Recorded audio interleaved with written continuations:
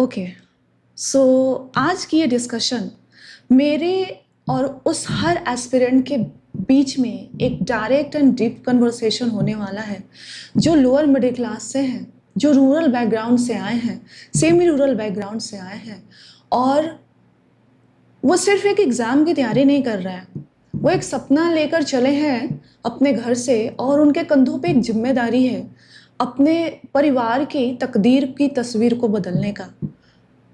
देखिए, जब भी स्पेशली जो शहर के लोग हैं, जो रिच एंड वेल ऑफ हैं, बहुत हाई फाई हैं, या फिर जो second generation third generation civil services में है, उनके लिए बहुत ज़्यादा डिफरेंस क्रिएट नहीं होता है।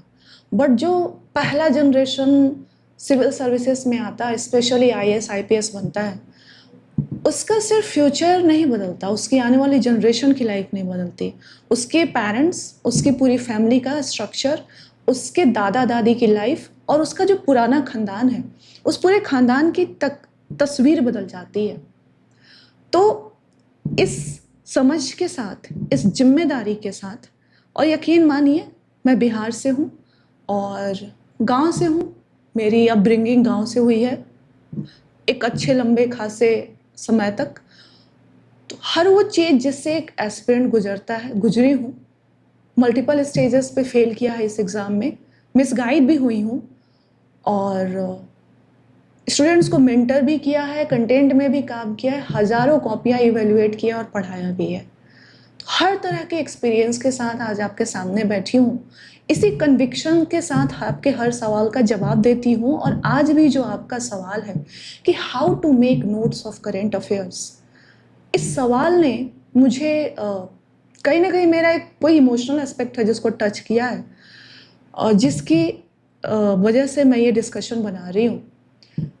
आप जब सवाल पूछते हैं और जब मैं जवाब देती हूँ, तो ये सारा जो मेरा बैकग्राउंड है, मेरा एक्सपीरियंस है, मेरी जो पीछे की लाइफ है, वो सबके साथ एक जिम्मेदारी आती है कि मेरे से आप तक जो भी एडवाइस जाए, धर्म क्षेत्र से आप तक जो भी एक मेंटोरशिप जाए, आपका नुकसान ना हो।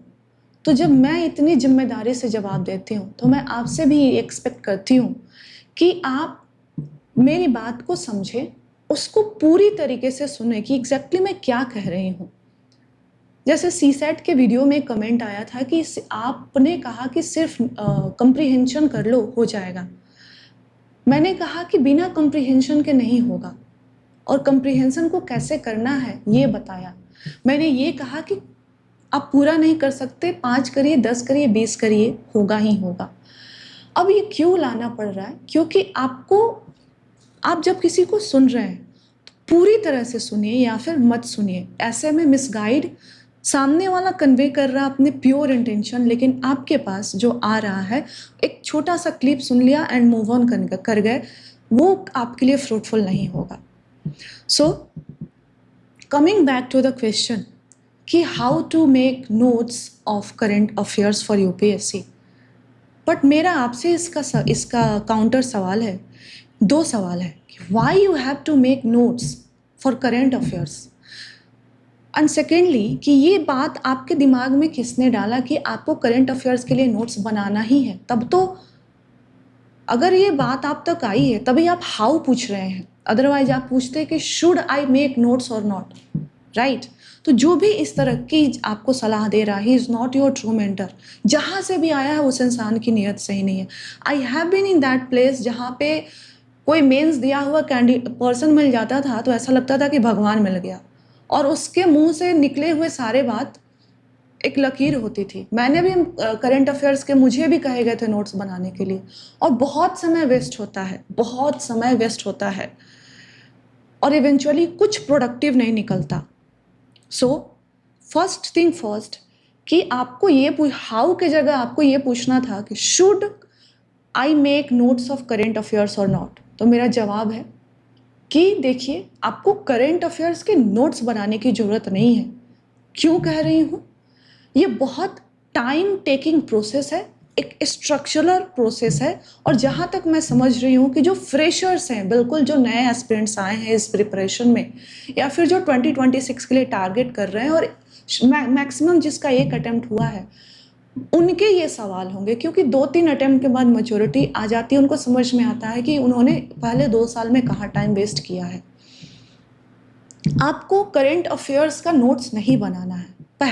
पहली बात कि आपको पता है, जब तक आप 1-1.5 साल अपने सिलेबस को नहीं पढ़ लेते, आपको पता ही नहीं होता है कि एग्जैक्टली क्या इंपॉर्टेंट है, निकालना क्या है करंट अफेयर के नोट से। और करंट अफेयर्स का जो रिलेवेंस है प्रीलिम्स और मेंस में अगर आप देखें तो कुछ ऑब्सक्योर्ड फैक्ट्स को छोड़ करके हमेशा वो करंट अफेयर्स आपके स्टैटिक पे बेस होता है, राइट। अगर मेंस में भी देखें, देखिए मेंस का इतना वास्ट सिलेबस है। आप सबसे पहले ऑप्शनल है, एस्से है, एथिक्स है, फिर जीएस के 3 पेपर्स, जीएस 1, 2, 3 है। अगर आपका ऑप्शनल एंथ्रो या फिर कुछ पीएसआईआर वगैरह जैसे ऑप्शनल को छोड़ दें तो वैल्यू एडिशन मटेरियल के अलावा आपको बहुत ज़्यादा ऑप्शनल में लगेगा नहीं। एथिक्स एस्से की बात करें तो आप कहेंगे कि एग्जाम्पल्स चाहिए, इसके लिए नोट्स बनाना है। देखिए मेंस एग्जाम ना आपके नॉलेज से ज़्यादा कितना जानते हैं उससे इम्पोर्टेंट है कि आप वहाँ पे कितना लिख के आ पाते हैं। और थोड़ा भी अगर आपका माइंड आपकी एक बार पेन रुकी और माइंड ने सोचना शुरू किया कि मैं क्या लिखूं, आप रेस से बाहर हो जाते हैं। I have been in that place. तो मेंस एग्जाम ऐसा कुछ है, ऑफ कोर्स जेएस पेपर 2 और पेपर 3 में करंट अफेयर्स का डोमिनेंस होता है, लेकिन वो ऐसे टॉपिक्स होते हैं जिसका आपको एक होलिस्टिक अंडरस्टैंडिंग चाहिए। जैसे पेपर 3 में अगर रीसेंट ट्रेंड हाल के वर्षों में फूड प्रोसेसिंग इंडस्ट्री का क्या कंट्रीब्यूशन रहा है वो पूछा जा रहा है, तो आपको एक पूरा और कमेंट पूछा करना है तो पूरा एक स्ट्रक्चर पता होना चाहिए। हाल के वर्षों के मतलब एक डेटा से आप स्टार्ट करेंगे, क्या परफॉर्मेंस रहा था, एक्सपोर्ट कितना हुआ, एम्प्लॉयमेंट जनरेशन कितना हुआ है, जीडीपी में कंट्रीब्यूशन कितना हुआ है। इसके बाद आप प्रोज लिखेंगे, चैलेंजेस क्या क्या है, वे फॉरवर्ड है। जीएस 2-3 में आपको करंट अफेयर्स की रिक्वायरमेंट होती है। अब देखिए इतना वास्ट सिलेबस है, आप उसको छोड़ करके अगर दिन के 3-4 घंटे आप एक ऐसे एक्सरसाइज में आपको लगा दिया जाए जिसका आपको कोई और छोर नहीं पता है कि किसी टॉपिक को कैसे प्रिपेयर करना है, तो इवेंचुअली आप उस एक्सरसाइज में इतना फटीग हो जाएंगे 4 घंटे 5 घंटे दे करके कि आपका जो मेन सब्जेक्ट है जिससे आप एग्ज़ाम निकालेंगे वो स्टैटिक है। और कोई भी करंट अफेयर्स वो एग्जैक्टली कंटेम्पररी इश्यूज होते हैं। जैसे पॉलिटी में गवर्नर के ऑफिस का इशू जब से कॉन्स्टिट्यूशन बना है तब से चला आ रहा है और स्कॉलर्स तब से लिखते आ रहे हैं। अगर स्पीकर के रोल में, स्पीकर के ऑफिस में इम्पार्शियलिटी का इशू है तो ये जिस दिन से कॉन्स्टिट्यूशन कमेंसमेंट में आया उस दिन से ये इशू चला आ रहा है और उस दिन से स्कॉलर्स लिख रहे हैं। तो करंट अफेयर्स बेसिकली एक कंटेम्पररी इशू होता है। जैसे लास्ट ईयर मैंने क्वेश्चन पेपर डाउनलोड किया था ताकि मैं आपको एक स्ट्रक्चर वे में बता सकूं, बट मुझे लगा कि शायद मैं आपसे 1-to-1 भी कन्वर्सेशन कर लूँ तो क्लियर हो जाएगा। आने वाले समय में क्वेश्चन पेपर के साथ डिस्कस करेंगे। जीएस पेपर 2 में 2024 में पूछा गया है कि इंडिया के साथ सेंट्रल एशियन रिपब्लिक्स के साथ रिलेशन क्या है। अब देखिए पूरे एक रीजन को टारगेट कर रहा है। ये मैं कह पा रही हूँ क्योंकि मैंने इस एग्ज़ाम में एक वक्त दिया है, पढ़ाया है, मेंटर किया, यही काम करती हूँ। लेकिन आप नए आए हैं, आपको एग्जैक्टली पता ही नहीं होगा, शायद अभी जो बिल्कुल बिगनर होंगे, कि सेंट्रल एशियन रिपब्लिक्स कहते किसको हैं। अब उनको मैं बोल दूँ, कहीं एक एडिटोरियल आ जाए, न्यूज़ आ जाए कि आप इस टॉपिक को बताइए। हो सकता है कि इंडिया से कोई डेलीगेशन जाए, वो सेंट्रल एशियन कंट्रीज़ को पूरी तरह से ना, अगर प्रेसिडेंट जाते हैं सेंट्रल एशिया के 2 कंट्री से आते हैं, वो विजिट करके आ जाते हैं, बट आपको 2 कंट्री इंडिविजुअल लेवल पे नहीं देखना है, आपको रीजन एज ए होल देखना है। तो मैं अगर आपको इस एक्सरसाइज में डाल दूँ जहाँ पे आप दिन के 3-4 घंटे 5 घंटे इतने अनप्रोडक्टिव चीज़ में लगा रहे हैं जहाँ पे आपको कुछ नहीं पता है एग्ज़ाम का, और आपको बता दिया जाए कि नोट्स बनाना है, बहुत ही ये आपके साथ फ्रॉड होगा। सो बी वेरी क्लियर कि करंट अफेयर्स के नोट्स नहीं बनाने हैं, बिल्कुल नहीं बनाने हैं। तो एग्जैक्टली फिर करंट अफेयर्स होगा कैसे? देखिए एक बहुत अच्छी मैगज़ीन आती है, विजन आईएएस की बहुत अच्छी मैगज़ीन निकालते हैं वो, पीटी 365, मेंस 365 मंथली मैगज़ीन निकालते हैं। आप इस पे सोलली रिलाई कर सकते हैं। हर वो एस्पिरेंट जो आकर के लास्ट में विजन को गाली देता है, उसका कारण एक ही है, क्योंकि उसने वो जो पढ़ा ना, उसको उसने विजन को शिद्दत से पढ़ा ही नहीं। अदरवाइज मोस्ट ऑफ द जो टॉपिक्स है वो कवर करते हैं, चाहे वो पीटी 365 की ले लें या मेंस 365 की ले लें। भले जिनके अब जिस भी यूट्यूब प्लेटफॉर्म ने अपनी कोचिंग स्टार्ट कर दी है, तो वो विजन को नहीं आके प्रेज करेंगे, बट ये सच्चाई है कि पीछे उन्होंने विजन को ही प्रेज किया है। Now they are publishing their own thing, they are teaching current affairs.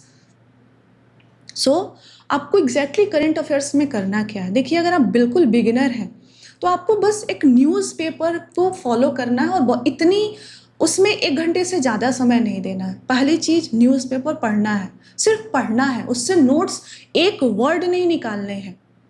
Notes एक वर्ड नहीं निकालने। नोट्स जो, अगर कोई कहता है नोट्स बनाना है, अगर G20 से रिलेटेड कुछ फैक्ट्स हैं, तो G20 जहाँ पे आपकी मैगजीन कवर करती है, वो बता देगी G20 वर्ल्ड की कितनी पॉपुलेशन, कितनी जीडीपी, कितनी पर कैपिटा इनकम कवर करती है, उस स्टैट को वहाँ से निकाल लीजिए।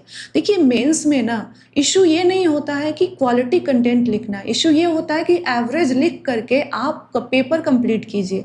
अगर एवरेज भी लिखते हैं और पेपर कंप्लीट होता है ना, तो आपका रिजल्ट आएगा। और बहुत अच्छा लिखने के चक्कर में बहुत जान गए और एक बार हाथ उठ गया ना, आप उसी समय बाहर हो जाते हैं। तो सबसे पहली बात, न्यूज़पेपर पढ़नी है हमें। अगर किसी दिन का छूट जाता है तो लोड नहीं लेना, आज जो न्यूज़ में है वो फिर से आएगा न्यूज़ में। अगर सेडिशन पे आज कुछ बात हो रही है, तो सेडिशन अगले 1 साल में 10 बार न्यूज़ में रहेगा। तो न्यूज़पेपर पढ़नी है। मॉर्निंग में उठ के फर्स्ट थिंग नहीं, 1 घंटे से ज़्यादा नहीं देना है। करना क्या है कि आपको लास्ट के जो भी आपका पूरे दिन है, उसमें आप आपका जो स्टैटिक सिलेबस है, अपना ऑप्शनल, अपना जीएस, अपने मेंस का प्रिपरेशन, प्रीलिम्स का प्रिपरेशन, ये सब पे फोकस कीजिए। एग्ज़ाम स्टैटिक से निकलता है।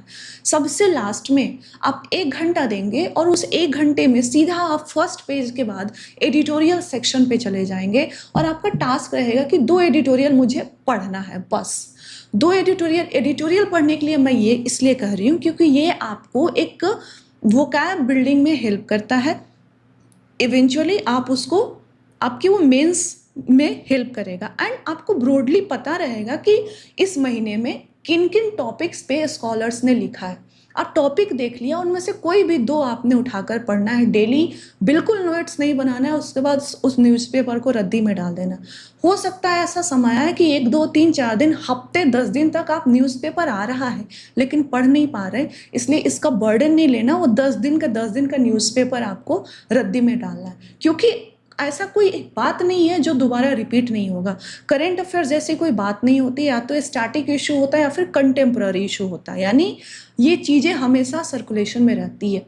तो ये हो गई न्यूज़पेपर की, कि आपको सबसे लास्ट में पढ़ना है, 1 घंटे देना है, उससे ज़्यादा नहीं देना है, 2 एडिटोरियल पढ़ना है, समझने की कोशिश करनी है, धीरे धीरे चीज़ों को फेमिलियर होना है कि एग्जैक्टली चल क्या रहा है। उसके बाद आता है मंथली मैगजीन। देखिए, ये जो इतने इंस्टीट्यूट्स हैं, स्पेशली विजन आईएएस की मैगजीन बहुत अच्छी होती है, और इनकी बहुत एक हाई फाई बैकएंड का टीम है जो पूरा रिसर्च करके, और एक टॉपिक को आपके मेंस के पर्सपेक्टिव से आपको कैसे जानना है, वो क्यों न्यूज़ में रहा है, बैकग्राउंड क्या है, कंट्रोवर्सी क्या है, उसके फॉर आर्गुमेंट, उसका डिसएडवांटेज, कमिटी के रिपोर्ट, कॉन्स्टिट्यूशन के प्रोविजन एंड वे फॉरवर्ड, जब सब कुछ दे रहा है आपको इंस्टीट्यूट करके, वो भी फ्री में, आपको क्यों बनाना है नोट्स? आपको बस उनको आपने पूरे महीने का ये पढ़ा, न्यूज़ पढ़ा, आपको मंथ एंड में मैगजीन उठा लेनी है और देखना है कि मुझे कितना समझ में आ रहा है। उसको एक बार फेमिलियर होते रहना उस मैगजीन से। अगर आप बिल्कुल फ्रेशर हैं, मैं कहूँगी कि 3-4 महीने तक मैगजीन उठाइए ही नहीं, अनटिल अनलेस आपको स्टैटिक का नॉलेज नहीं है, आपको करंट अफेयर समझ में ही नहीं आएगा, क्योंकि करंट अफेयर स्टैटिक पे ही लिखी जाती है। अगर डिफेक्शन पे कोई न्यूज़ एडिटोरियल्स आ रहे हैं न्यूज़ में, डिफेक्शन आपका सिलेबस में है। अगर साइक्लोन्स, मान लीजिए कि साइक्लोन्स आ रहे हैं बे ऑफ बंगाल में, या फिर अभी शिफ्टिंग ऑफ प्रेशर बेल्ट की बात होगी, मानसून आएगा, बे ऑफ बंगाल का जो साइक्लोनिक सिस्टम है उस पे अगर बात हो रही है, आपको पता ही नहीं है कि मॉनसून का किस तरह से आता है, फॉर्मेशन कैसे होता है, विड्रॉल कैसे होता है, बे ऑफ बंगाल का और अरबियन सी का क्या रोल है इसमें, प्रेशर एंड टेम्परेचर का सिचुएशन क्या रहना चाहिए, तो आपको एडिटोरियल क्या समझ में आएगा। इसलिए अगर आप बिल्कुल नए हैं, हम कहेंगे कि आप बस न्यूज़पेपर को देखते जाइए, 3 महीने तक तो सोचिए ही नहीं करंट अफेयर्स के बारे में, क्योंकि इन द एंड आपको पीटी 365 का कंपाइलेशन पढ़ना है। देखिए एग्ज़ाम नहीं निकलता है, लोग सही से करते नहीं, उसके बाद पीटी को गाली देते हैं। मेरा एग्ज़ाम नहीं निकल रहा है इसका मतलब ये नहीं कि ये सोर्स ख़राब है, मेरा अगर वो सोर्स रिलीवेंट एंड ऑथेंटिक है तो मेरा एग्ज़ाम नहीं निकल रहा है इसका मतलब कि मैं उस सोर्स को सही से अप्रोच नहीं कर रहा हूँ। सो आप अगर बिल्कुल बिगिनर हैं, सिर्फ न्यूज़पेपर पे दो एडिटोरियल्स डेली पढ़ने हैं, रात को टाइम मिला तो, अगर स्किप हो गया कोई बात नहीं, उसको रद्दी में डालना है, कल के न्यूज़पेपर को बैकलॉग की तरह ट्रीट नहीं करना है, ऑप्शनल पढ़ना है और बाकी सारी चीज़ों को बिल्ड करना है। 3-4 महीने बाद आप मंथली मैगजीन उठाएंगे और उसको बस फेमिलियर होंगे क्या लिखा हुआ, चाहे इंडिया रसिया रिलेशंस पे आपको एक पूरी आर्टिकल जो आप कर रहे हैं नोट्स कैसे बनाना है, वो पूरा एक नोट्स के फॉर्म में मिल जाएगा कि इंडिया रसिया का बैकग्राउंड क्या है, अभी क्या बात हुई है, सक्सेस क्या रहा है, चैलेंजेस क्या रहा है, वे फॉरवर्ड, इन्हीं पिलर्स पे हम काम करते हैं। और इन द एंड आप पीटी 365 जब आएगा तो आप पीटी 365 पढ़ेंगे और वो पीटी, और फिर जब आपका यही जो महीने का पूरा जो हर महीने निकलता है उसके बाद वो कंपाइल कर देते हैं, जो पीटी के रिलेवेंट होता है, डिटेल्ड जो एनालिसिस है उसको कट कर देते हैं। और जब आप पीटी के लिए रिवाइज करते हैं तो आपके मेंस में भी हेल्प करता है, क्योंकि वही चीज़ है, उसमें से जो एनालिसिस वाला पार्ट है दिया गया था पीटी के लिए और अब मेंस में आपको ऐड कर दिया गया है। सो हर चीज़ आपको जब रेडीमेड और इतना कस्टमाइज करके मिल रहा है तो आपको उनको लेकर के उनको समझना है, मेमोराइज कर जाना, इतना अच्छे से मेमोराइज करना है कि 150 वर्ड का आपको आंसर याद हो एंटी डिफेक्शन लॉ पे, 250 वर्ड का सेपरेशन ऑफ पावर्स पे, आपको माइंड में मेकअप हो कि कैग आएगा तो मैं 148 इंट्रोडक्शन में डालूंगा, कैग के ऑफिस के पॉजिटिव से हैं, निगेटिव से हैं, वे फॉरवर्ड कमेटी के ये तभी होगा जब आप लिमिटेड सोर्स को बार बार पढ़ेंगे। Less is more, right. तो कहीं भी आपको जाकर के करंट अफेयर्स के नोट्स बिल्कुल नहीं बनाने हैं। आप कहेंगे कि मैम अगर सब एक ही सोर्स फॉलो करेंगे तो सबका मोर और लेस सिमिलर आंसर होगा, तो मेरा एक्स फैक्टर कहाँ होगा। तो मैं आपसे कहूँगी कि बेटा आप पहले जितना जो अवेलेबल है ना, अब सबके जैसा हो जाइए। जीएस पेपर में एवरेज मार्किंग इसीलिए आती है क्योंकि सब मोर और लेस एक ही चीज़ लिखते हैं, बट वो करते वक्त आप इंश्योर कर लीजिए कि पेपर कंप्लीट हो जाए। जब इतना आप सबके बराबर आ जाइए, उसके बाद एक्स फैक्टर कैसे डालना है उसके लिए हम आमने सामने बैठेंगे और बात करेंगे, और एक एक्स्ट्रा पॉइंट अलग, बाकियों से एक अलग पॉइंट, और वो आपका एक्स फैक्टर हो जाएगा। 10 पॉइंट है तो 9 बातें तो आप कॉमन ही लिखेंगे ना। कोई हम एंटी डिफेक्शन में किसी भी टॉपिक पे जो बातें चल रही हैं, मीडिया में लिखी जा रही हैं, एडिटोरियल्स पर लिखे जा रहे हैं, कमिटीज़ का रिकमेंडेशन है, सुप्रीम कोर्ट का जजमेंट है, वही लिखेंगे।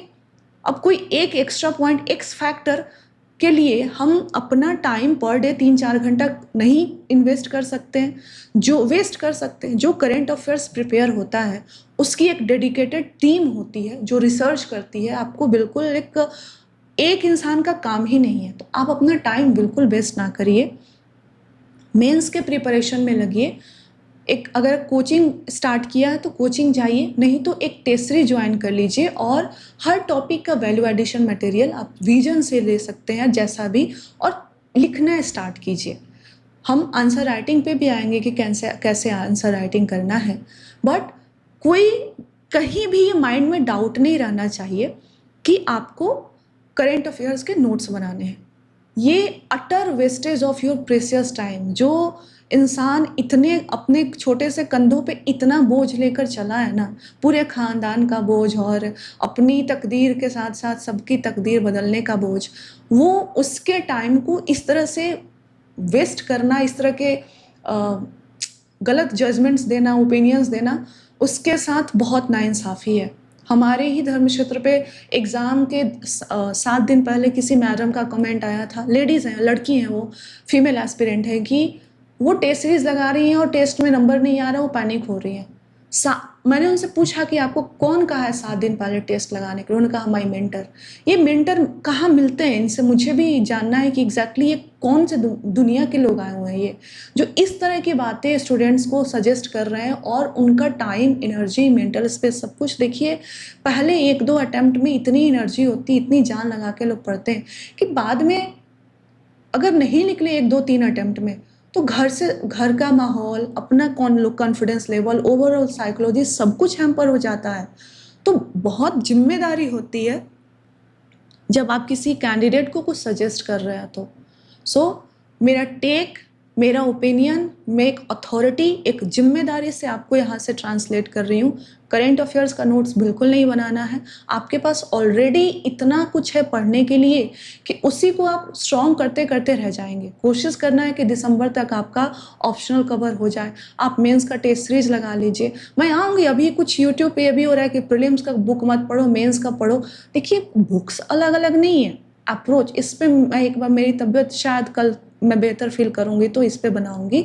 और आपके जो क्लासेस हैं वो कल परसों से रेगुलर होने लगेंगे, जो GS2 के लिए मैंने प्रॉमिस किया है। Value addition for GS paper 2, entire GS paper 2, that will go. आपके जो भी डाउट्स हो आप प्लीज़ कमेंट बॉक्स में लिखिएगा, मैं आंसर करूँगी। थोड़ा लेट होगा, अगर लगा कि मुझे इस पर डिस्कशन लेना चाहिए, मैं आपको एक डेडिकेटेड वीडियो बना कर दे दूँगी। और ट्रस्ट कीजिएगा, बहुत जिम्मेदारी से यहाँ से बात जाती है। I have been in your places. एक फ्रेशर आता है और उसको लगता है कि अपुनिच भगवान है, क्या ये लोग 5-5 अटेम्प्ट दे रहे हैं? उस फेज में भी रही हूँ, जो एरोगेंट फेज होता है, अपने आसपास के लोगों को हमें लगता है यार ये तो इनको कुछ आता ही नहीं है। फिर उस फेज में भी गई हूँ जहाँ पे मिसगाइड हुआ है कि भाई नोट्स बनाओ, और मैं 4-4 घंटे नोट्स बना रही हूँ, आपको पता ही नहीं है कि नोट्स कैसे बनाना है, और इवेंचुअली आपका टाइम वेस्ट हो रहा है। और उस फेज में भी रही हूँ जहाँ पे प्रीलिम्स दिया है, नहीं हुआ है, मेंस दिया है, नहीं हुआ है तो इंटरव्यू नहीं हुआ है। हर फेज से गुजरी हुई हूँ मैं। तो आपके हर बात को, हर जज्बात को समझ सकती हूँ मैं। बस आपको जो भी यहाँ से बताया जा रहा है उसको फॉलो करना है। हमारे लिए मेहनत ऑलरेडी कोचिंग इंस्टीट्यूट्स की टीम कर रही है। सबके कंटेंट अच्छे नहीं है, बट कुछ एक हैं जो बहुत अच्छा कंटेंट दे रहे हैं। हमें उस कंटेंट को लेकर के अपना बना लेना, उस कंटेंट को अपना बना लेना है। हमें अपना कंटेंट बनाने नहीं बनना है। आपको कंटेंट डेवलपर तो बनना नहीं, आपको IAS बनना है, तो आप IAS का पढ़ाई कीजिए। कंटेंट डेवलपर जो है वो बैठा हुआ है इंस्टीट्यूट में, उसके लिए उसको पेमेंट मिलती है और वो काम कर रहा है। मैं नहीं चाहूँगी कि आप में से कोई भी जो सुन रहा हो कभी इस इंडस्ट्री में इस बैकएंड का काम भी करे। सो ऑन दिस नोट, मेरी हर बात बहुत जिम्मेदारी से, आपके हर हालात को समझती हूँ मैं, आपके हर जज्बात को समझती हूँ मैं, और उसी समझदारी और जवाबदेही से हर बात, डायरेक्शन आपके लिए जो भी कभी गुस्से से, कभी प्यार से जाती है, वो हर बात इसी नीयत से जाती है। आई होप ये वीडियो आपको हेल्प करेगा to clear all your doubts related to current affairs. और हम कल शाम को फिर मिलेंगे, और कल से आपके क्लासेस स्टार्ट हो जाएंगे। Thank you very much.